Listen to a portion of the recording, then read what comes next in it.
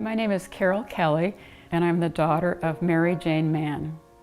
She was a remarkable person. She was a director of a YWCA. She was very active in AARP. She was active in civil rights. When she retired, she was chair of Commission on Aging. She was always giving to her community. Her life changed at 86. That's when an inappropriate predatory guardianship was foisted upon her. Mary Jane Mann tried to do things right. She worked and saved for decades for an active and comfortable retirement. But now she says a little understood part of the court system is being used to deprive her of her rights, her happiness, and her property. I wake up crying at night. I just can't believe this is happening.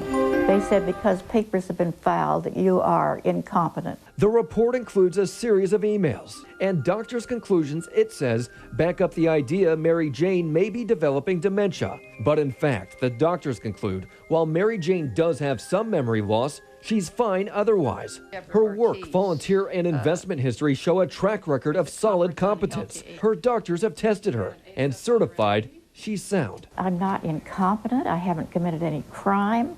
It's just that someone's trying to steal my money and make me incompetent.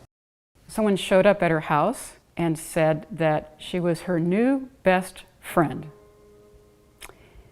Shortly after that, this lady's name was on my mother's bank accounts, it was on her trust, and it was on the deed to her house. The case ended up with a Sacramento fiduciary appointed by emergency court order to be Mary Jane's conservator. But Mary Jane wasn't told about the hearing. She found out the hard way. She called me and she said, "Carol, I've got my statement here. Someone took $30,000 out of my account. How did this happen?" It turned out Mary Jane's personal trust was paying for every legal maneuver aimed at taking her control of her life. And there seemed to be little she could do about it, because that's the power a conservator is given by the court. Who does this? What's happened to our system? She underwent 3 competency exams. They all found her to be quite competent. She was even above what you would expect for somebody of her age.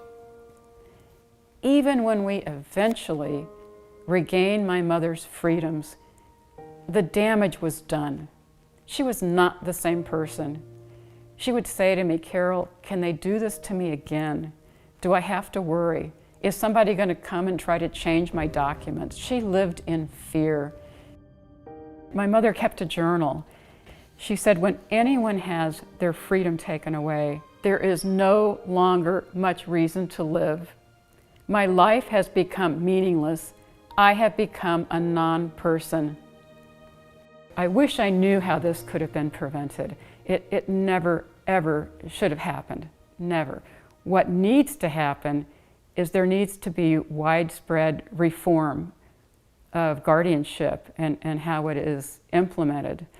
When a petition was filed, it should have been looked at. The merits of that should have been investigated. She should have had a right to be there, to oppose it, to very clearly say these things that you are alleging are not true.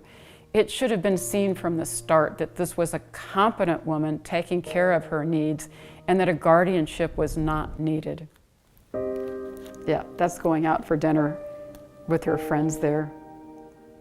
And this is how I like to remember my mother, being joyous, and being able to enjoy her friends and look back on her life and being proud of her accomplishments.